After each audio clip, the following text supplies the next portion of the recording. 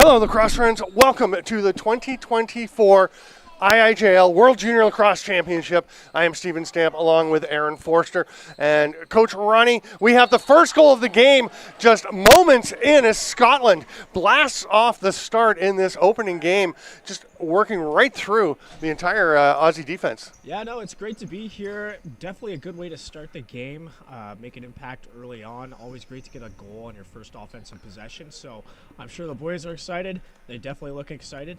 And yeah.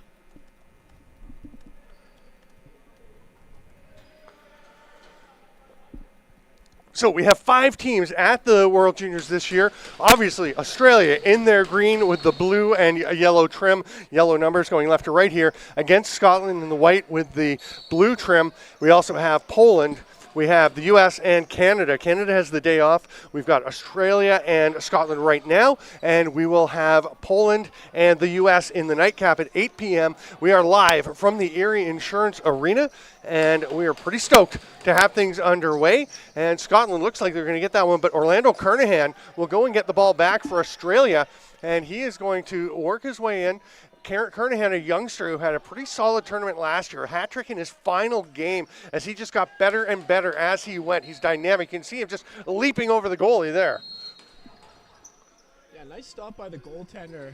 Real active in that crease, seeing the ball super well early on.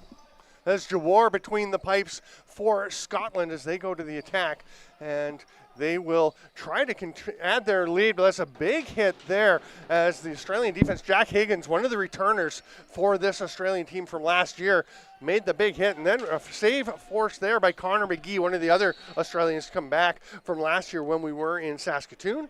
And Coach Ronnie, right away we're seeing some pretty high energy. Yeah, we absolutely are. I think these guys, there's obviously a little bit of a delay getting started here. I think these guys were chomping at the bit to get going, so I think that's a reflection of what we're seeing here right now. Yeah, all kinds of energy. And a rip from the outside, that one blasted by Jack Cornish, the veteran Aussie player at 6'1", and he blasted. Then the Scottish Thistles get this ball back. Schultz hands it off, and they will set up the O. And Benoit stepping across the line. He's seeing a lane, shoots it. There's the save by Connor McGee. And McGee's another guy who just improved so steadily last year at the tournament that you see the growth for these players. Always great to see that, Stamper, and obviously it's going to increase their chemistry within the team, right? So good to see them, building off of that early on here. Ball turned over, and Scotland has it. Ottolino falls to the floor, pops back up, makes it across center in time, beats the 10-second count, has the ball, had a cutter who was being chased, opted not to make the pass, and Scottish Thistles will take their time and set up here as Urskoski gets that shot. McGee makes the stop, and here comes Australia. Yeah, it looked like that might have been a setup one-on-one play there. Nice take underneath. Obviously, Tenny made a nice stop there as well. Eli Underwood gets himself into some trouble as he steps across center, but is trapped there. Nice defensive play by the Scottish Thistles to get him with 1 foot back over center, and they have to turn it back. It was great to meet him in the warm-up today. His dad, Dano, is helping to coach this club. A little reverse whip attempt there from Benoit, and that's going to be another goal for the Thistles as they capitalize on a bit of a broken play. Yeah, well, you hear a lot in box lacrosse, right? It's very important to box out, right? And essentially what we just saw here, once we get the replay up, is, sorry, yeah, so make sure that whenever somebody takes a shot, right, you're not just turning around and looking for where the ball is. You got to make sure that you're also not allowing somebody to just be alone in front like we just saw there and take a shot and score. It's so hard for the defensive players as they are facing the forwards who are looking at the net. Then when the shot goes, if they're going to get the ball, they have to turn, pick up the ball off the boards, and still try and keep track of their man. So that's why, as you're saying, just take the guy. Stay between him and where the ball is. And 100%, even just the verbiage of box out, you think of basketball, you turn around and actually box somebody out. No, you wanna make sure you're match and stick with somebody and being physical, and then go take a look for the ball. Yeah, you can face them while you're boxing out. Very different than basketball. Much different, yes. Similar concept. Australia gets a loose ball off that rebound. Fighting through it there is Austin Longstaff. Good physicality in the corner.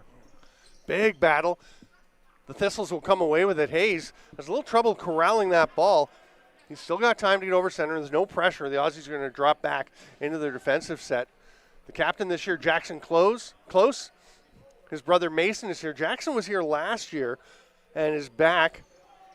He's the other returning Australian player with McGee and Higgins we talked about, and his younger brother joining in. This is a very popular development program for the Australian box players. They just love getting up here for this.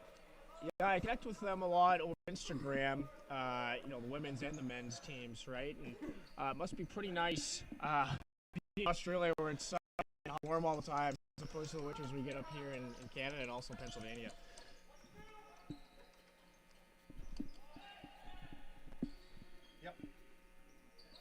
Nice stop there by the goaltender. Now we're pushing in transition. Back come the other way, the Thistles.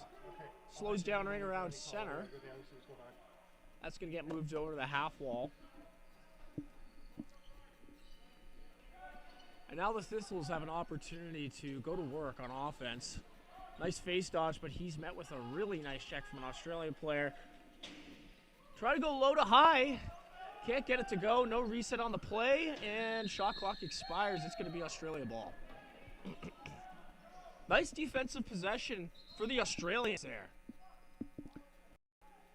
They're getting out, matching sticks, being physical. And the result, an expiry on the shot clock. And now they have a chance to go to work. Moving it behind the cage now. Looks like a set play.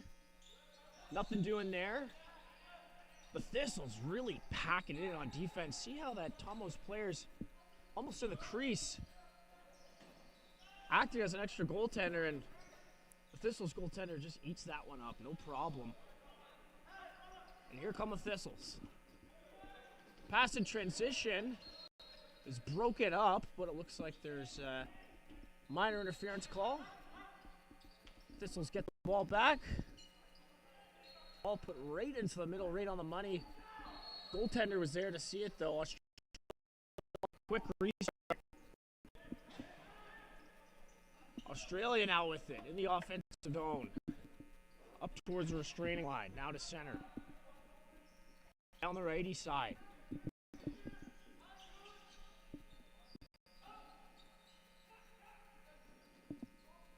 Now, the Thistles cause a turnover, and now we've got a breakaway opportunity, and he makes no mistake.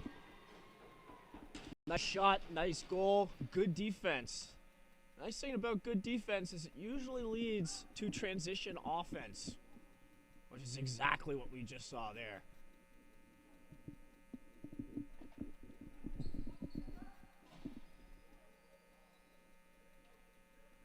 Now, I want to make note, the Australians, it appears as though they don't have many lefties, Stamper. So it's obviously going to make it a lot more difficult to be able to balance the floor. True facts. I was talking to Rick Benedict, their team manager, today at Shoot-Around, and here we're going to get back to that in a moment. It's the Thistles blasting towards the net, and a nice effort there by Ottolino to try and get it across. He did slam it over, but the Aussies, it does go back to the Thistles. Harless comes around, quick shot and a stop by Connor McGee. He's looking up the floor, but yeah, Rick Benedorks was saying it's something about being in Australia. The water goes the other way around the toilet, and the players all shoot right-handed. He said he doesn't know why they don't have any lefties, but it's just the nature of the Southern Hemisphere. He thinks that they all shoot righty. So yeah, they have one. Yeah, they've got one player right out there right now who is holding the stick lefty, and I'm not 100% convinced that he is actually a left-handed shooter. I think he's a field player who can do either, and they just said, you're a lefty today. So sometimes you got to improvise, adapt, and overcome, Stamper. Yeah. Nice job there, catching that ball, just barely avoiding the over and back. I think that may have been a little bit of fortune for Benoit, because there's no way he could have known exactly where he was relative to the center line as he caught that pass, but he didn't land until he was in the defensive zone, was able to step back forward, picked up here by Harless, who will try to fight through the defense. Higgins shoving people around. You can see, obviously, the returning Aussies wearing letters. And here is a breakaway. The Australians trying to take off. It's a wide open look. And Orlando Kernahan, gets the Aussies on the board with a beautiful burst of speed and a pretty nifty finish. Obviously, a turnover in a pretty vulnerable area, right? If there's any place you don't want to turn the ball over, it's at top center, right? So he picks it up. He goes all the way down. Great showcase of athleticism and no fakes, just one shot and a goal. Saw somebody talking, was it the other day? I was watching a game. It was Jonathan Donville calling an OJLL game, and he said, you like that from the defenders? They just you just go in and take a shot. You know, don't throw a lot of fakes, and then one defender tried a fake. He's like, see, that's why you don't fake. That's the old Kyle Sorensen approach. That was a Coach Ronnie approach once upon a time as well when I was at the junior level. Almost never threw any fakes unless I absolutely had to. We were watching a game last night. Sorry to interrupt. You go ahead. Oh, yeah, I was going to say, just look one way, shoot the other. Yeah. Right? Goaltenders have a tendency to watch your eyes, right? So if you're just looking at that top left corner, you just throw it top right. Sometimes that's all you need. We stopped at like 3 arenas on the way down here yesterday to Erie, Pennsylvania here, the Erie Insurance Arena, home of the Erie Otters in the Ontario Hockey League. And we were watching a Junior B playoff game last night, and there was one you said, you got to take that shot. I'd have taken that shot. No fakes, just take the shot. Because there's opportunities when you're running, you don't need to get fancy. Yeah, exactly. You'll run yourself out of space, right? And all of a sudden you have less of a shot opportunity, believe it or not, right? Yeah, the Scottish Thistle setting up once again. Ball comes out here to Bartos. And there's a rip from the outside by Benoit. I was just going to say, the Scots have some lefties, but they've got righties heading over to the lefty side. It works out, though. Bartos with the pass and absolutely ripped home by Benoit. Yeah, beauty short side finish there, right?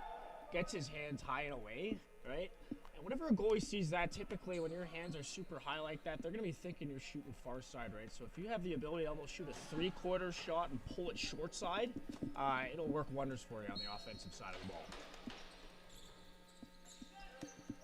Australia with possession, another chance, and McGee has it.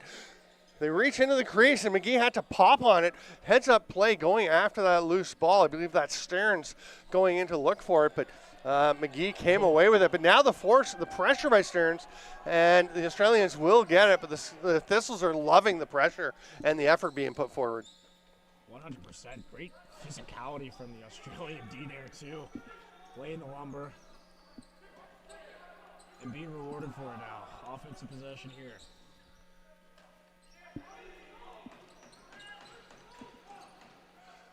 Thistles get it back. Looking down the floor, I thought we were going to see a bomb, but it was the shorter pass. It still effectively gets the ball up the floor. Nice little attempt. That's Hayes. Took that shot. You're saying look one way, shoot the other. He looked where he was shooting. Gave it away. That's it. We got to get these guys a headset. Right? Come on, guys. Pay attention. That is going to be a crease violation, just landing on the crease line. That was close.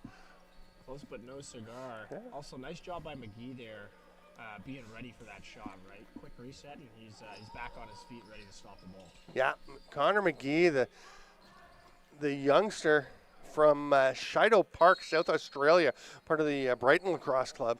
And we've got Australian players from all over the place, from South Australia, Queensland, Victoria, some heritage players, and quite a mix for these guys. And it's, I'm just going to be 1 sec. You go ahead, Ronnie. Yeah, it's great to see the sport growing in Australia, obviously, right? Like I've been blown away just with running box lacrosse breakdown and how many Australians I connect with on a weekly basis, right? So it's awesome. It's very, very good. Nice save by McGee again. Thistle's ball in the corner. They are super wide here. Nice seal down the middle, and that is a very beautiful opportunity. Good work by the Thistles to run that set play, but again, McGee is there to make the stop, and he throws a bomb all the way down the floor. And look at this. Couldn't get an opportunity, but pulls it out, and now the Australians have a chance to go to work on O. That's a long shot from almost the restraining line. Nice cut down the middle. Big stop. Big stop from the Thistles netminder. And now it is Thistles ball moving over center. Both goaltenders super active, seeing the ball super well. Now it's the Thistles at the half wall. Nice passing tight, but that is a bit too tight of a window to make a play. Gets deflected, and a shot from the Thistles is corralled by McGee. Up back come the Australians. Transition period here, just getting personnel on the floor. Australia setting up Kernahan again, who's going to take on a really increased role after last year being one of several guys that they would look to. You can see how confident he's feeling this year. They're going to run out of time, though, and you can see right there, Jackson Close was just pointing to his teammates saying, shoot, it's late in the 30, take it. We've got, 3:17 to go here in the first quarter. A 4-1 lead for the Thistles. And it tends to be the process for Australia that they start a little slowly because they just don't have the opportunity to play a ton of box. Although they had that new box. Oh, here's a great chance for what a save by McGee. That's going to go back over center all the way down the floor. But they had a new box open last year. I remember talking to Rod Marr down there, and the Australians so excited, and they were literally waiting for it to be able to open. And the day it did, there were men, there were women, there were kids. They were on that turf. It is heavily used down in, I believe it's North Melbourne. There's a hard shot. Another save by McGee, and he topples to the turf, to the floor to keep it out. Another great stop from McGee. He's really seen the ball well. As I said, he's been super active in the crease, moving side to side. Doing a great job in there.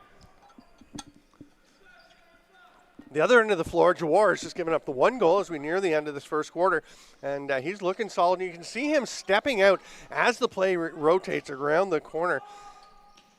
It's interesting watching the different. We've watched everyone's warmer. Here's a breakaway, 3-on-0. You don't see that very often, and one Thistle peels out, and that's probably a call. What a save!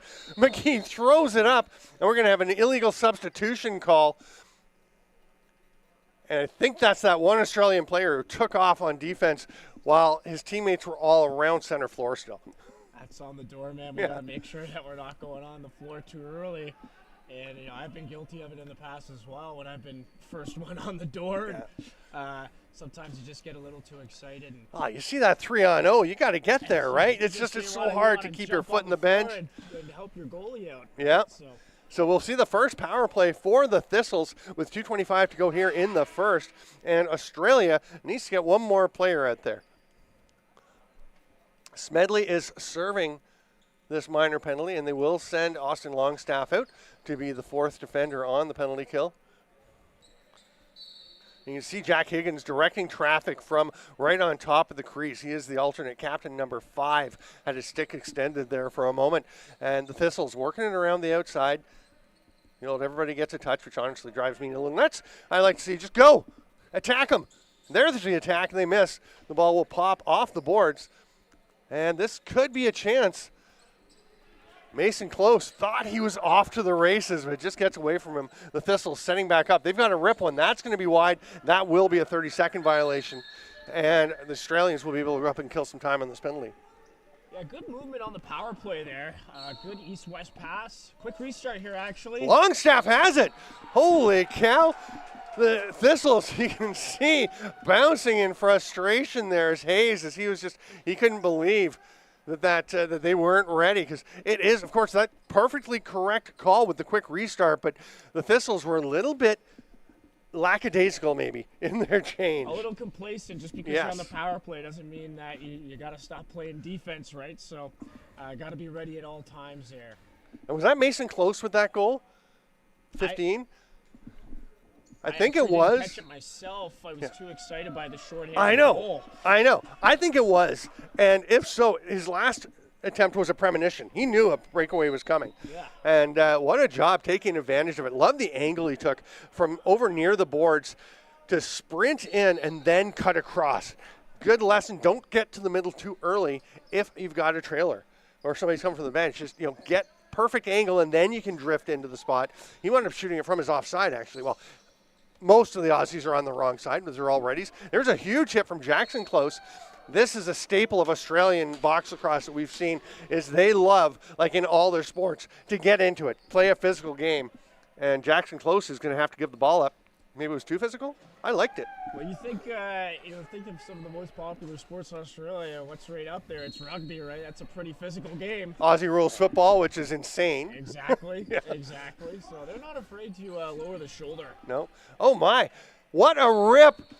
Blasted from the outside there. I don't actually – and that's Bartos. And I think he was trying to make a pass and actually kind of caught in his stick, but the defender bought it. And he just had a wide open lane. That's a little bit of fortune for Bartos. Potentially, that's what could have happened. Oh, look, we've got the replay here now. Oh, looks like he just shot that one right in. With the way they're set up on the penalty kill, Higgins has to do a better job of covering that short side, because it looks like the goaltender, McGee, is trying to cover far side, right? So it's Higgins that needs to make sure he's in that lane so that doesn't happen. Loose ball foul on the Scottish Thistles. So Australia will go back to the offense. We got just under a minute remaining in the Australian, there was the goal. So the penalty is over. It's just still up on the board.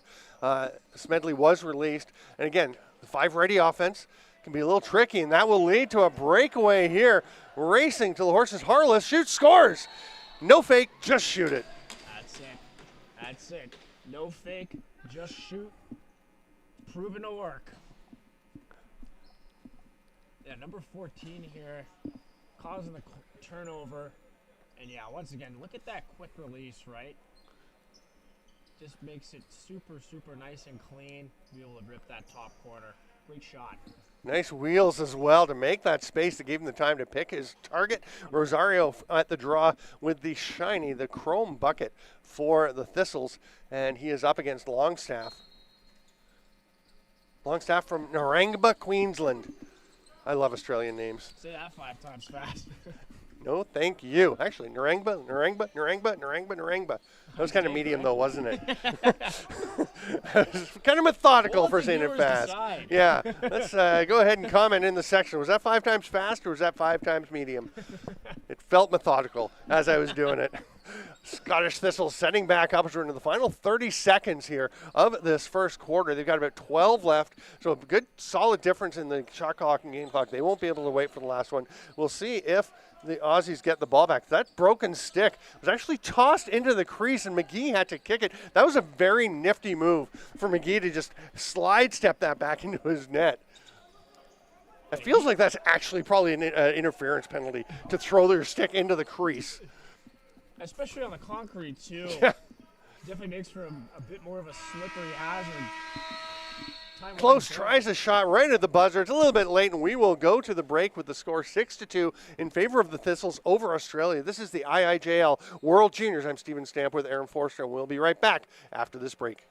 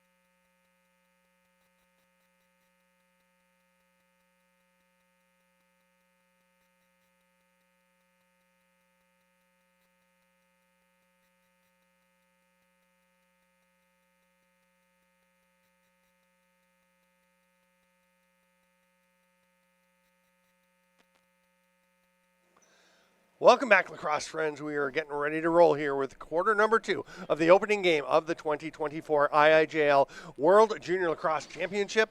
Australia now going right to left. You got the long change. This is a chance for some transition in this quarter. The Scottish Thistles going left to right again. Shiny chrome bucket at the dot. That is Rosario for the Thistles. Easy to spot him. Yeah, you really can't miss him with that chrome button or bucket. It is shiny. He's up against Smedley for Australia now at the dot. Smedley with the classic look up at the official. And I think they're calling a bit of a trip. So, yeah. Rosario going to the turf. Oh, no. You stand corrected. I do. Connor McGee will take it, tosses it over to the official, and we are going to roll with the Aussies with the ball again at 6-2. Here at the World Juniors, there's Kernahan. Must have went early on the faceoff. That's probably what happened Yeah. there. Little indecision. They keep it moving now. That one skips away. Just a little trouble there. Now some pressure from Eli Underwood. Nice job running out of that pressure from Ottolino. And he's going to get up over center and hand the ball off. Spinning away is Ruskowski. Thought he was going to go for a little bit of a hidden ball trick there, but he just made the simple pass off. Drive to the net. Oh, backdoor wide open. Great save. McGee, get it. And he gets the help there. Nice heads-up play by Darcy Martin Liptak. Kids, remember to bounce your quick sticks, right? Goalie's coming across in that scenario. You can shoot 5-4. You can just bounce it underneath his stick, right? So Something will be open. something's got to be open, but it's not going to be top cheddar usually. Oh, nice move by Longstaff, but the shot is soaked in front by Stearns. And then just trying to whip the ball. Longstaff's arguing he thought that was okay. Look at this. Oh, great pass ahead. Oh, 2-on-0, and there's a goal on the run for Stearns. And that is, again, the Australians. We talked about the chance for transition on this long change quarter, and that was just the Aussies not being ready. Yeah, not ready whatsoever. As important as transition offense is, transition defense is also just as important, if not more important, right? I mean, you look at that replay, and there is no Aussie anywhere in the picture until the ball's been in the net, been out, and bounced a couple of A times. very rare 2-on-0. Recently saw 4-0 for the first time. And we were discussing that. I said, that's not even a good idea offensively. Like, just peel off and go get a defender out there, because if you turn it over, they've got a 4-on-0 or something the other way. The 2-on-0 is not bad, because then you have an option. The goalie's at least got to think about the pass. That's right. I'm not sure I know too many players on the 2-on-0 that are not at least faking and shooting. That's exactly Take that shot, right? Yeah. You got to get your shots. You got to shoot your shot. Corners to Underwood behind the net. Nice pass out. That one pops out of the stick, and it will be possession. Thistles. Schultz wanted to take off on the run, but it got away from him, so he'll whip it ahead instead. The ball up to Hayes, who's got the 3-on-1. Kernahan trying to disrupt and does enough to help out McGee. And again, the Aussies have to get back in transition defense. They are learning on the fly here in this game. That's right. And maybe it's just a quick, talk with your players about if you can't make it to the bench, just get back on D and play an extra shift as opposed to giving away a 2-on-0, 3-on-0, whatever it is. Just run with the guy. Exactly. There's a big hit by Kernigan, and I'm pretty sure, I just remember, I believe it is Kernigan, not Kernahan. With the, we'll double check, because I believe the Aussie approach is to sound the G. That is going to be an over and back, and it's a chance here for the Thistles. Hayes is going to have to peel out because the ball had popped in front of the net. You can't start that close to the crease, but what a play by Ruskowski. The ball bounces free to him, and he had a step on the Australian defender trying to cover him. And again, the Thistles absolutely dominating the running game. Great offensive awareness, too, picking up that loose ball and not trying to make a break for the cage, right? You might see a couple guys try to take that to the cage and get away with a quick restart, but no. Goes to the corner and then has his eyes up the entire way, hits the cutter off the bench, and we got a nice goal. There's a bit of a stick check, a trail stick check by the Australian defender, and a really nice job to control the ball anyway by Ruskowski, because that was pretty solid contact onto the stick, and he just absorbed it and then used the recoil to get it across to the far side, tucking him inside the post. Past McGee. Cornish. Down low to Longstaff. The lefty has it, fires out, bounces well off the mark. Oh, and that could be a break for the Thistles. Nice try there by Rosario. He was going to play the old tapping around your defender and run around him. And then he takes a bit of a glove to the head for his troubles. And the Thistles back into the offensive zone. Schultz will peel out, headed up to the top. Again, 5 teams in the tournament this year, the Thistles and the Australians, as we have mentioned. Canada, the U.S., and Poland. The U.S. and Poland in tonight's second game at 8 p.m. here live on the IIJL YouTube channel from Erie, Pennsylvania. That'll be an exciting matchup. Polish players looked really good in shooting range. Yeah, they looked very dialed in their shoot around today. They're zipping the ball around, which was great to see. Battle in the offensive zone. The young close. Mason gets that ball. It's going to be a 10-second count on the Thistles, or on Australia. A nice effort by Close to get after it, but just wasn't able to corral it. He's going to have to go back and play some defense. Oh my, what a save, McKee, and Ruskowski can't believe it as he just somehow wound up wide open. He's got it again, and that's a nice defensive play, hustling back by Longstaff. Oh, he's going to get a penalty for it. Yeah, it looked like it might have been partially in the numbers there. Obviously, you're in a bit of a vulnerable position when you're crease diving, and I think he just caught him on the tail end of it, and unfortunately, he's going to be penalized for that one.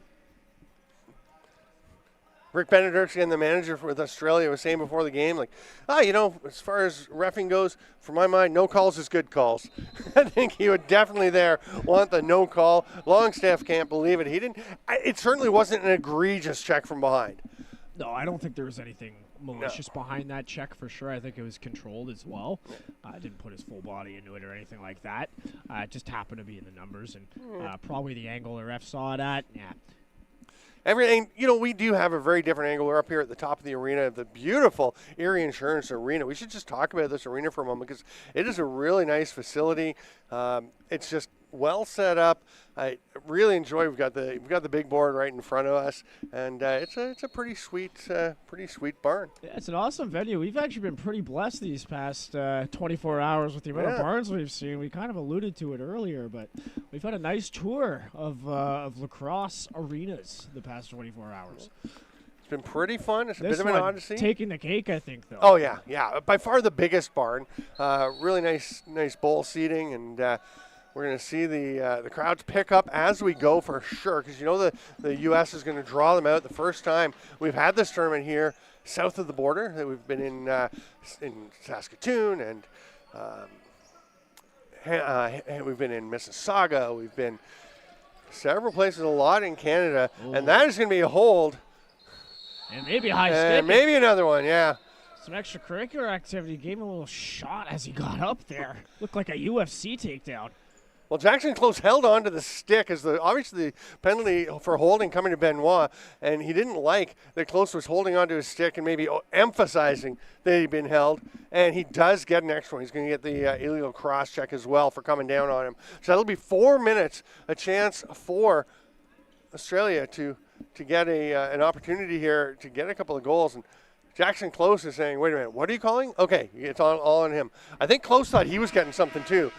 And honestly, that's the thing. Could have called holding a stick because he had a pretty good grip under his arm. Well, that's the problem is the refs don't see those subtle, creative ways to find advantages is what I like to call them, right? I didn't feel like that was that subtle. He just clamped that sucker down and had a hold on it. It's around his head, right? Because he almost had him in a headlock. The ref is only going to see the headlock. That's true. And then, obviously, the extracurricular after, like the retaliation of just like, hey, stop holding my stick. Obviously, he's going to give you another one for that. So, yeah, good opportunity here for the Australians to go on a 4-minute power play. Yeah, so they've actually put we're going to see the play here. Here's what I'm talking right there. Oh, it did it. He grabs a pretty good hold of the stick, and there's the response from Benoit is to de-helmet Jackson Close. They put up 2 penalties simultaneous, so of course that's a mistake. They're going to you need to put up 4 minutes because otherwise. Oh wait, are they putting one? Oh my. Okay, right. Longstaff is still up there for minute 35. And the minor. Yeah. Yeah, so it should be to 4 minutes. So it'll be 4-on-4 for a minute and a half here. And we'll see if that open space can be taken advantage of by the Aussies. Here's Kernigan. Thinking shot, but you can see the closing space on him was Townsend. Cornish now will duck underneath. Has a lane. Oh, nice idea, but the ball just got away from him on that shot attempt. Townsend was taken off up the floor, but they elected to slow things down a little. Now we'll have the lob pass ahead. Hayes has his man. You can hear he wanted that ball. Oh, big save, Connor McGee. Bartos has it. Oh, no chance for me on that one.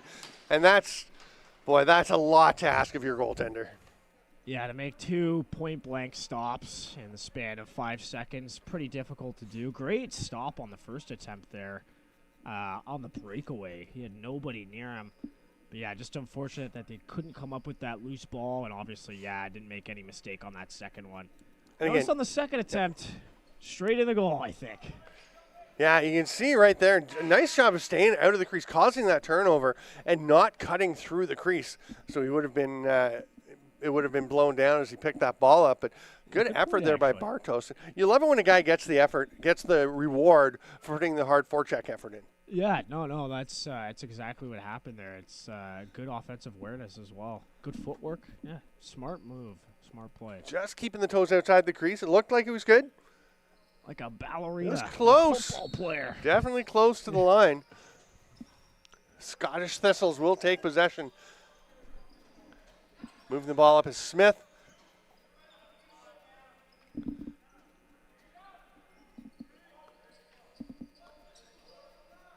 The Thistles, they've got a slow change, so they're down to about 12 on the shot clock already. That one's wide. It's going to bounce out. It's tapped down by Smedley, and then the double team, and that leaves the player open. Oh, my goodness. Ruskowski's eyes got big with that loose ball right in front of the crease, and he failed to secure it before trying to take his shot. And now the Australians will have a chance to kill this penalty and go to the power play here. Yeah, Longstaff ready to come out. He should just head up the floor. Oh, no, they're on already. He takes this pass, hands it off. Hard rip to the outside. It's just a little bit wide. That's going to be over and back with the 30 expired anyway. So there's a minute and a half to go on the Thistles penalty. Yeah, it'll be a nice opportunity for Australia to kind of relax here on defense as well, get a breath. They've been running up and back a lot. So it'll be good to see them settle in here. Hopefully get a nice little defensive possession. The Thistles just going with 3 in the offensive zone. So on the one hand, you can get a bit of a rest, but also they're going with 3 guys. You can get after them. You can afford to send a double team for sure. And that's basically acting as a safety valve up top is Schultz. We'll just toss it back in. And then the hard rip from the outside late in the shot clock. Again, it's going to bounce out to Schultz. Oh, it's picked off. Longstaff. Can he control it? He does. Can he get to the middle of the floor? He does. Can he score? He cannot. Nice save by Jawar.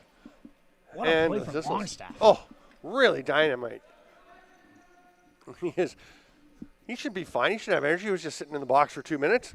He's all rested up. Hey, he was ready to go there. He was. That's for sure.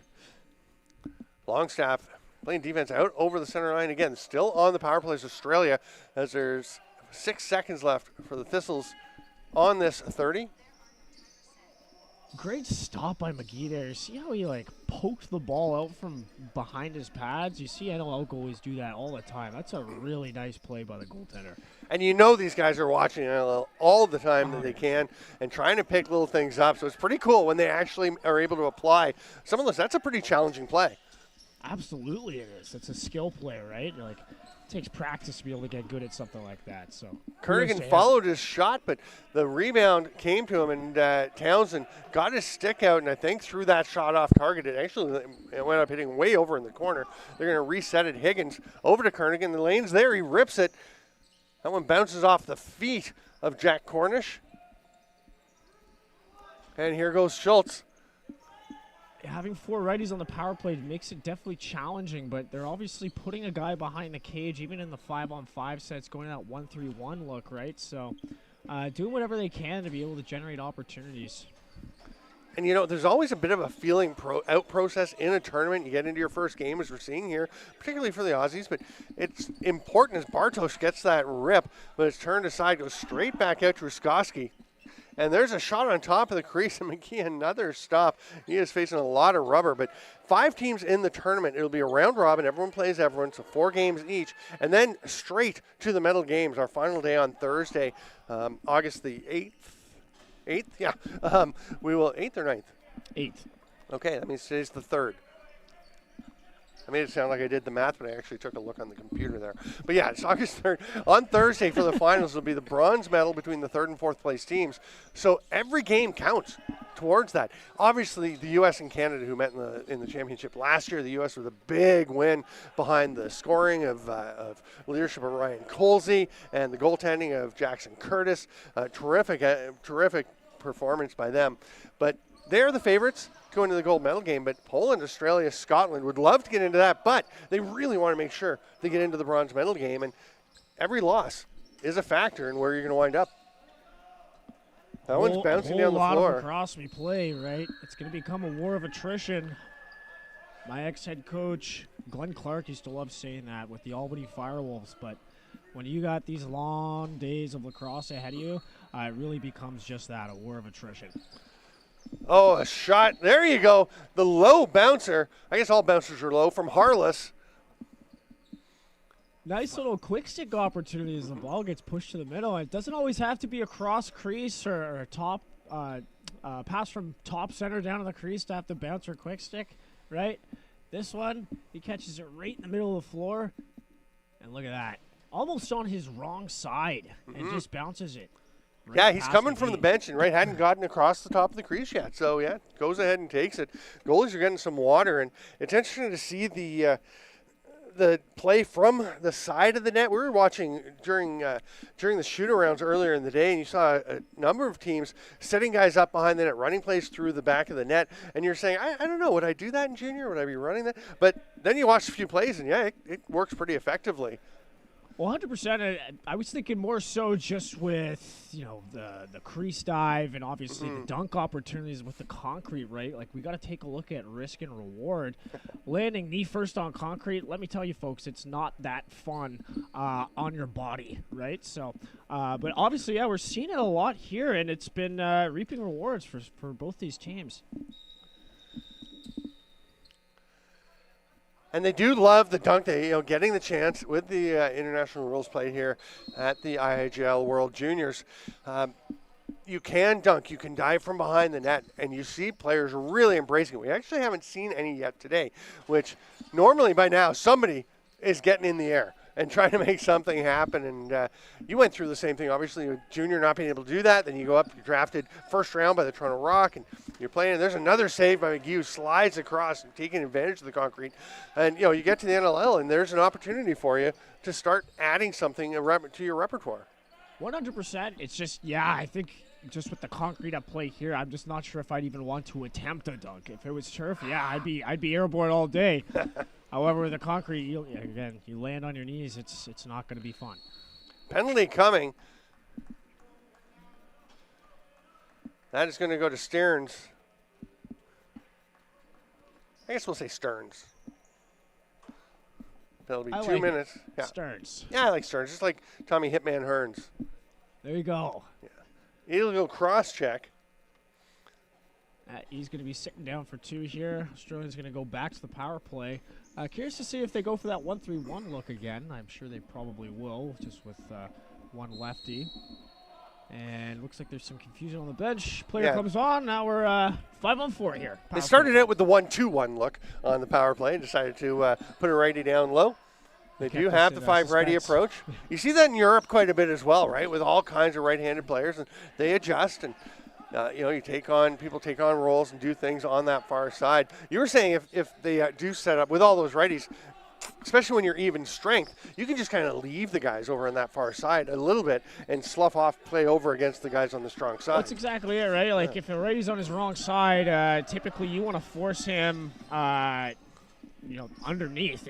There's always a saying on defense, don't get beat underneath. But I think in this scenario, it's like, okay, well, let's flush him behind the net. There's no help the other way, so send him there. Yeah, send him behind the net. And Adelino had his stick snap in half while he was playing defense, took off to the bench. He is now heading down to the dressing room to get his backup. Kids, bring your backup stick to the bench with you so that if one does snap during the game, you're all set to go.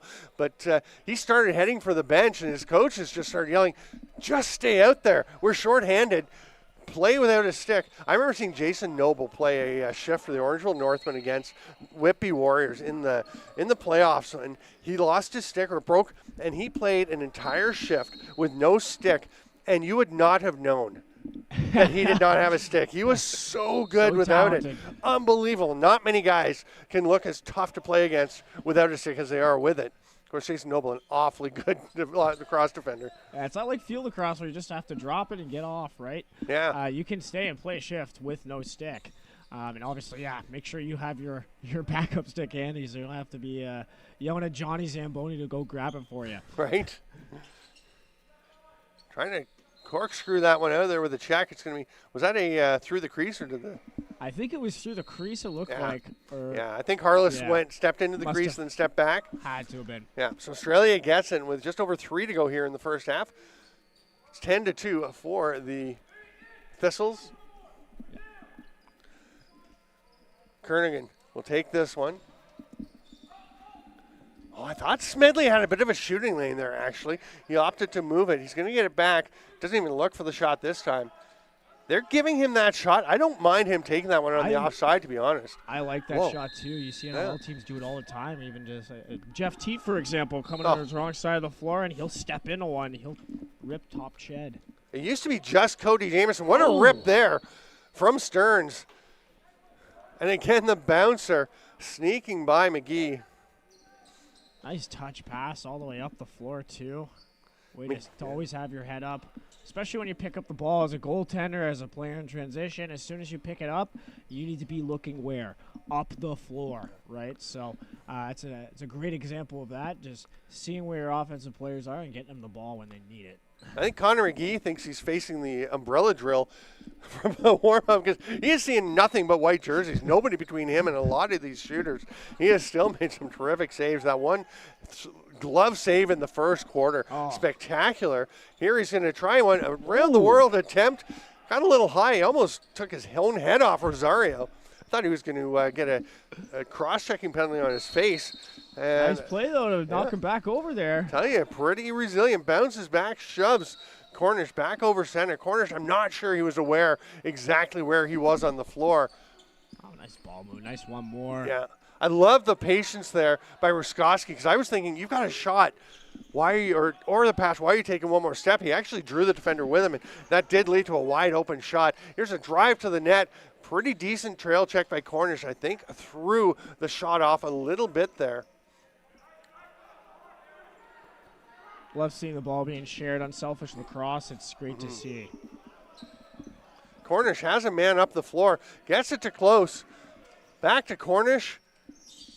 Oh, right idea. Tried to pull up. You either have to drive and get underneath, or you can pull up and let the defender use his momentum against him. But he just Burton to the turf there.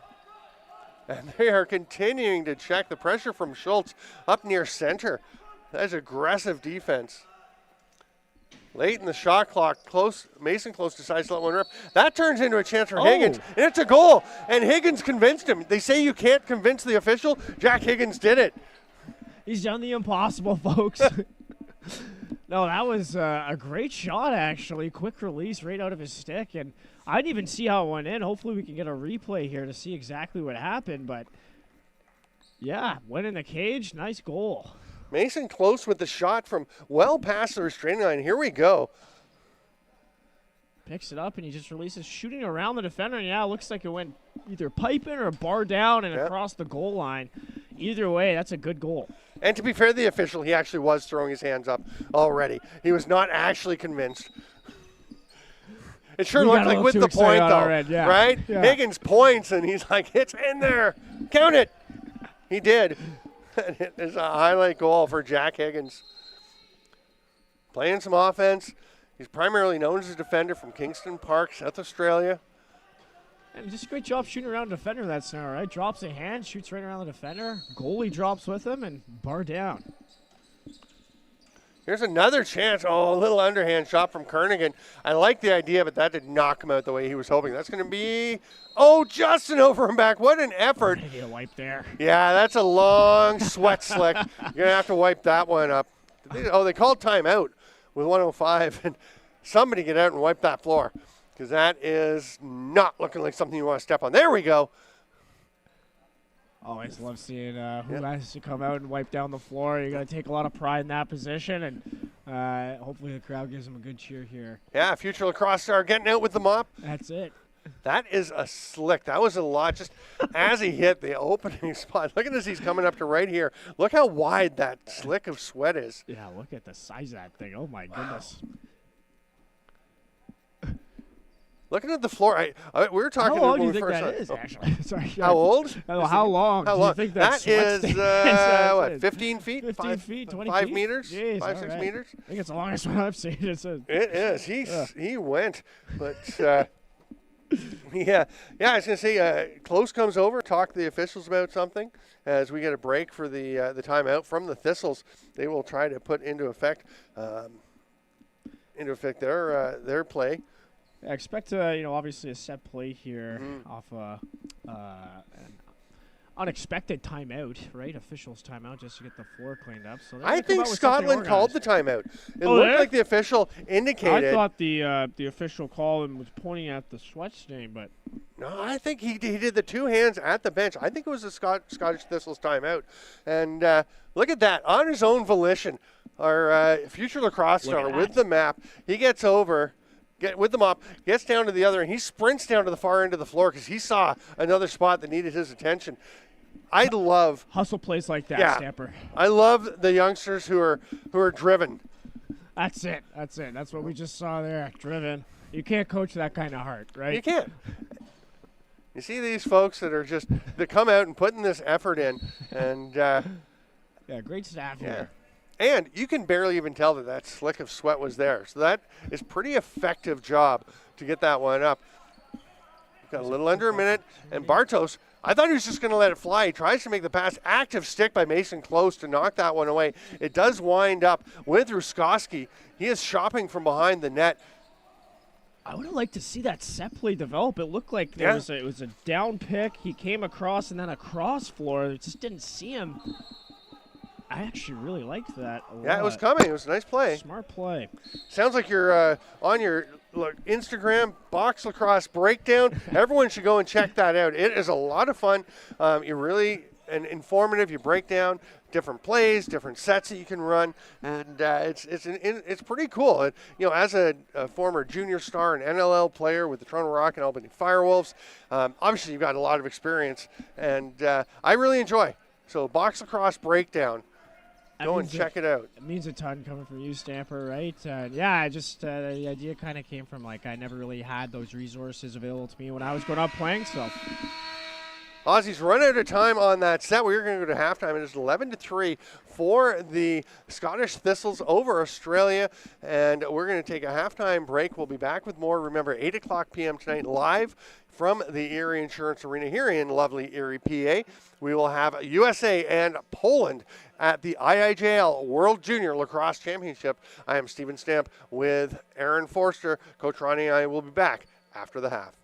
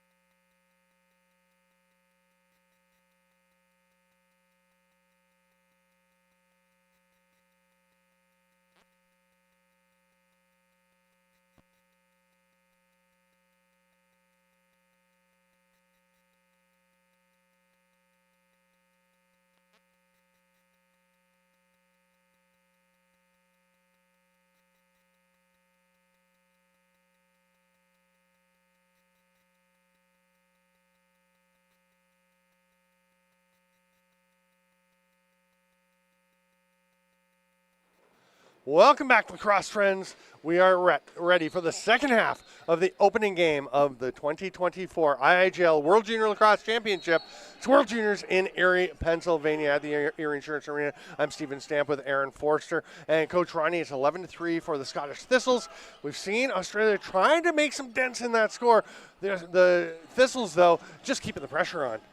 Absolutely, and right off the bat here, get an offensive chance. Short side bouncer almost goes. Nice play by the goaltender to make the stop, and it looks like we have a goaltender change. Yeah, Luca Blues has come in for the Aussies, and he is getting peppered back-to-back saves. Interesting, because he's got the stick way up off the floor, which is an interesting approach. But as he settles, he does get it back down, but he's really, there seems to be a lot of time with it up. We'll see how that goes as we move forward. Yeah, I'm sure we'll see some 5-hole shots soon. I'd be tying it, right, if you see that now. He gets it down. When he gets set, he definitely gets it down there, but it does seem to ride a little high as he's moving about. But we'll see. We'll see how it works. They're down on the shot clock to nothing. You can hear the whistles coming from the bench. Get a shot off, get a shot off. Didn't quite happen. Australia into the offensive zone. I'm not 100% sure what happened there with the shot clock. I feel like there are multiple resets there. There's a reset, and Longstaff gets a new possession for Australia. Hands it off to Smedley. Very perimeter on the O right now. Now you get Mason Close going through, setting a pick. And Longstaff right on top of the crease looking for a rebound. There was none. It was swallowed up by Jawar. Going all the way here for the Thistles between the pipes. Australians look like they have their changes figured out now, changing through the back door and the front door, which is good to see. Now we'll see in the fourth, right? Because they're back on the shorter change, where they are close to the bench, so it's a little bit easier, right, to get back. You have the high guy in the offense just get to the door, and somebody's coming out right along your own restraining line. So we'll see how they do in the fourth, if they have really made those adjustments. But 100%, yeah, it just seems to be a little bit more organized with personnel, and just I can see the bench looks a little bit busier with getting guys to the back door, right? Yeah, the communication working. Yeah, good to see. And looks like we had a player down there, but managed to get up off the floor and jogs it off rather. There you go. Always love to see that. Yeah, you never like to see somebody go down, and no. Man, we had a scary moment last night. We'll talk about it at some point, but holy cow. But almost a heroic recovery. But here's Australia trying to make an heroic recovery from this 11-3 deficit. Smedley across, ripped, and that one I think was tipped on the way. And Jawar, good job to get a piece of that one. But here comes breakout the other way. Running is Hayes. He's got one with him. Hayes will go to the net. Off the crossbar. Picked up by Rosario. Great job running through the stick there. Another nice save. Rosario just fighting to get it back. 4 green jerseys all around that ball as the Thistles were ready to get back on defense. They had 3 guys hanging at the door to see if the one player up in the offensive zone would recover. He did not, so they come out onto the defensive end. I got a little lost in thought there for a moment. Here's Townsend. Can't quite come up with it. It does bounce ahead to Schultz, though. Oh, nice forecheck, but then Schultz has it once again.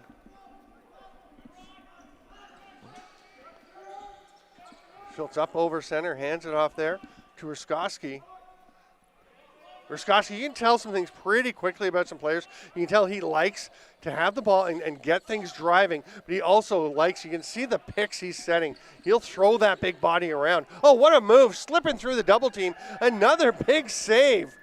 My goodness, what a start here for Blues. It was turned back over. He's still going to have to face more, and he makes another stop. Make it 3. Holy. And they are trying that 5-hole, and he's ready. He might just be baiting them. He really could be. Oh, Mason Close, that's a penalty. I was going to say the reset hand was circling. That's got to be a slash as he went for the big one-handed swing. And there is some discomfort for the Scottish Thistle on the floor. We could hear that one resonate from all the way up at the top of the arena. Yeah, you can always tell it's a bad one when you hear a thud like that. He looks like he's in a lot of pain. Manages to get to the bench, though, once again. Always like to see you guys walk it off and get to the bench, but Yeah, he's definitely still in pain over The there. emphatic application of the penalty by the official, and I worry for the officials sometimes. They're adamant. Like, I'm going to show you, you can hurt yourself. I remember reffing intramural basketball in university, and I got really riled up at a guy who was bugging me, so I gave him a technical, sprained my finger because I came down with my hand on top of my middle finger, and I was like, I can't show that I just hurt myself giving this guy a technical, but man, did I not enjoy that. Here's the Thistles on the power play, rips one, 5-hole save. They are going all over that 5-hole. He has got them convinced it's there. I don't know that it is. I think Luca Blues knows exactly what he's doing. Here's Higgins trying to battle it. He can't get over center. The ball moves faster than your feet, young man. Valiant effort, but you got to get the ball ahead. Here comes Benoit. It just opens. He goes to the net, and that will snap the streak of lovely saves from Luca Blues as Benoit just steps underneath the defender and goes to the net. Yeah, and I love that finish, too, getting underneath and then taking that little step to be able to get the ball to the far pipe, right? The stick can see what your eyes cannot. You'll hear all the time, the stick has eyes, and that's what we just saw there. Manages to put it to the far pipe. That's a great finish. Yeah, and Benoit looks near pipe, throws the crippler to the far side. Nasty stuff. That's a pretty quick jump. I was going to say, boy, Smedley's down quick on that faceoff. Very quick. It's funny, you watch the different face-off styles, and that reminds me of Jeremy Thompson, who, long-time, very good NLL player, and Haudenosaunee Nationals stalwart, and he's all about the anticipation, right? Like, he's a timing guy, goes after it. And you see 3 or 4 times a game, he just goes early and hands the ball over. But, boy, when it works, it's a thing of beauty. And there's some work from Rosario, as he is all over the Australian runner. And there's a great chance. Oh, what a save, a foot save by Jawar. And then the pick. They're going to say an illegal pick, and yeah, that's probably true, but as a goalie, you get a chance to throw that hit there on Dane Golden, you take the chance. And check out that cage on number 11 for the Australians. Right, Dane Golden. Dane Golden. That is a gritty cage. And Jackson Close is actually sitting. If we pan to the left a little bit, we'll see that Jackson Close is sitting on the boards. There you go. And his brother Mason is going to check him out. He actually looked pretty casual for a moment, well away from the play. And one of the refs noticed that he was there and goes over. A heads-up job. And we'll see how he is doing. He's up. Yeah, I'll be frank. I didn't even notice him go down, to be honest. No. I really just saw it because I heard the ref. I saw the ref saying, whoa, whoa, whoa, let's not restart. Yeah, thankfully they didn't.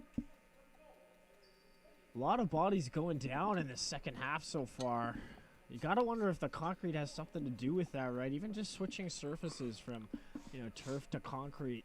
It's a much different surface to play on for your body, right? So, got to keep an eye on that. Got to be aware of it. Australia's only got 4 players on the floor. They are shorthanded still. Okay. Yeah. Are they? I believe they are, yeah. There's nobody in the box, though. This is confusing me because there's still 35 seconds showing on their penalty. Oh, they scored on the power play, so I think that should have been released then, right? So they should need an extra guy. Not sure why. They appears to be some panic coming from the bench. Well, it's getting to be late in the shot clock. So just take a shot. Throw it in the corner, but I say go for a reset. Go for it. They get the reset. There was a few on the shot clock. Oh, wait a minute. Okay, Dane Golden. Was he playing possum? He just came from down way to our left. Maybe they were trying. But he to was set in the up some defensive kind of zone, too. He wasn't like trying to trick sneak play. Yeah. That's an The odd trick sneak play. usually happens at center. Yeah, you go hang out in the offensive zone, right? Crouch down behind the goalie or something. I've seen it done in field lacrosse. Actually, I've seen it done in a clip-on box too, but that's a crease violation. Nice defensive effort there by Darcy Martin Liptak to shove the Thistle into the crease. Wouldn't even matter because Tendy was there. Oh, yeah. Picking it up. Good hustle with the finish on the run there by Stearns, who was shaken up earlier. He has bounced off the mat to come out and score a beauty here on the run. Yeah, again, transition offense, right? Turn the ball over again in a vulnerable area in between the lines, right, as we're kind of getting over towards half. can't be turning the ball over there. And I think the Australians could probably just do a little bit better of a job of just getting up the floor, right? Get yourself down the floor and get yourself away from that ball carrier, because all it does is really just create more traffic and problems for whoever's trying to get up there. Yeah, get out of the way. Get to the off bench side, right? There you go. Nice job by Higgins getting after that one, coming up with it. The pass ahead, and the Aussies looking to set something up. You're going to slow it down a little bit.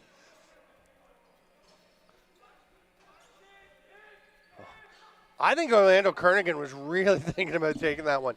Sometimes it's just a ruse. I don't know. You can kind of read his mind, like, I might let this go. Yeah. They've got 6 on the shot clock.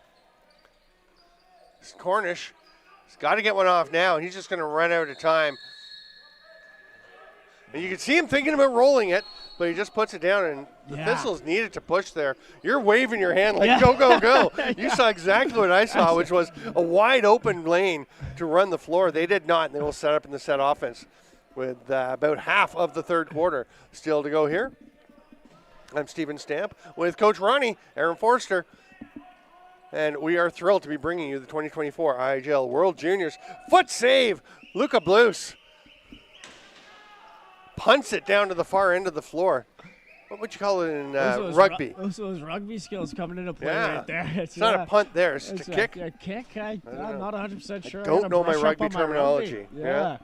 Go to the rugby glossary. If you're nice lever pass, but what a slide defensively to knock the stick away. And Ruskowski just hangs out in the slot. They kind of lose track of him. He's got it again. Oh, those are some nice moves. Slick mitts from the big man. Wow, yeah. Looked like he could have shot it a couple times before those fakes, right? And goaltender really just has no chance there. He dips and dives around a couple guys in front and manages to freeze the goalie's feet and step around him. Nice finish. Blues and Jawar will go and get a drink of water, and we saw a goal like that. There's Ruskowski, number 5. And we saw a goal like that earlier from him with the patience, right on top of the crease, just dancing along. Nice footwork as well as the hands.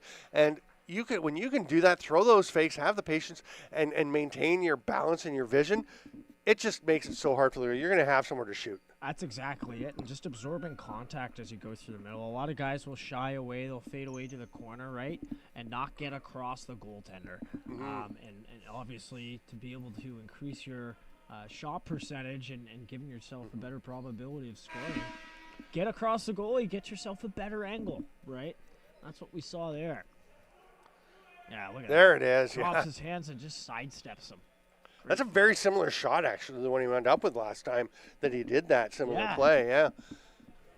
Interesting seeing we've got Dave McCall coaching with the Australians here, and we're chatting about, we've both been in Prague for the Alice Rubeski for the E-Box when he's playing for Scotland over there. Iconic tournament. And there's this international blending. It's very cool to see him part of this program.